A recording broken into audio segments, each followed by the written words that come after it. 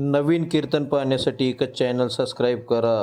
कीर्तन आधुनिक युगाचे. साखरपुड्यानंतर इंदुरीकरची फी दुप्पट झाली. कारण माणूस जेव्हा बदनाम होतो त्यावेळेस त्याचं नाव वाढत असतं. मी सांगतो, ही कलियुगातली रीत आहे. थोडं ऐकू द्या. एका पिक्चर मध्ये गाणं आहे, जब मैं थोड़ा सा बदनाम हो गया, राम कसम मेरा बड़ा नाम हो गया, राम कसम मेरा बड़ा नाम हो गया. त्याचा कारण असं आहे महाराज, या कलियुगात डोंगरात काय असतात, दर्या, दगड, काटेरी झाडं, जाळ्या, पण लोक तिथं जाऊन म्हणतात काय निसर्गरम्य वातावरण आहे. आणि आपल्या शेतात 25 एकरात जर एखादं गांजर गवताचं झाड निघलं की लगे त्याची गावभर चर्चा. पडीत पडव निघाल पैसे नाही, पुढच्या वर्षी ऐकणार आहे. आपल्या शेजाऱ्याला जाऊन शकतात, तू पैसे तयार ठेव, ती बंडाळ हे. आणि पुन्हा सांगतो महाराज की चर्चा आणि बदनाम चांगलेच लोक होतात. डोंगर, काही माणसं कसे डोंगर पहिले डोंगर असतात, पण चांगल्या माणसानं एखादी चूक केली, आता इंदुरीकरनं साखरपुडा करून काही माझ्या मते चूक केली नाही, पण चांगल्याचे दोष समाज शोधत असतो.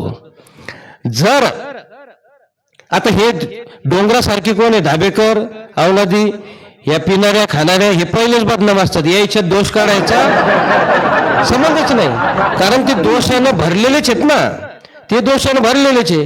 चांगल्या माणसात दोष नसतात, आणि एखादा आता चुकीचा पुतळा असतो, जर थोडा झाला की त्याचं चर्चा होत असते, म्हणून त्याचं काही वाटू द्यायचं नाही. आणि धोतरावर जास्त माग लागले लोक भाऊ, हे जे धोतर महाराज लोक आहे ना, आता इंदुरीकरची ती पिकटिंग मागायची, यायची काय पाहिलं जन्मातली दुश्मनी आहे, काही कळत नाही.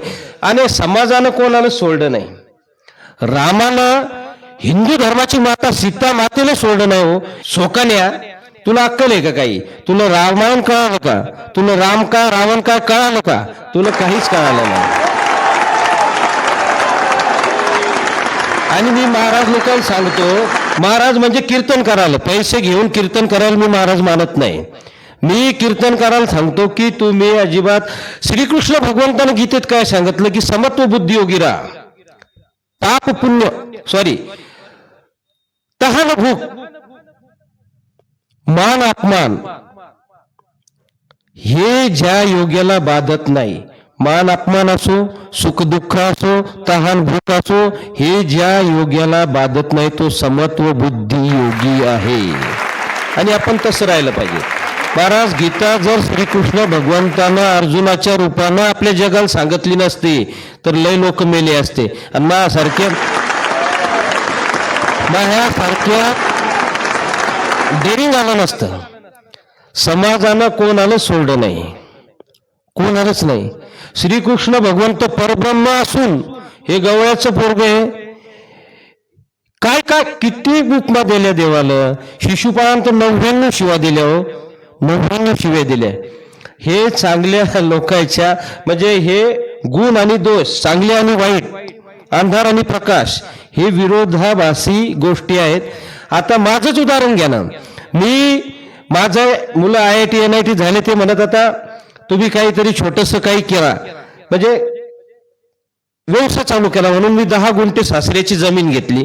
तर त्या 10 गुंठे जमिनीच्या सासऱ्याची जमीन घेतल्यामुळं गावातले म्हणजे आमच्या पंचक्रोशीतले जे शुभचिंतक होते आमच्या परिसरातले, त्यानं सांगितलं की सुदर्शन राजेनं जमिनीत हिस्सा टाकला.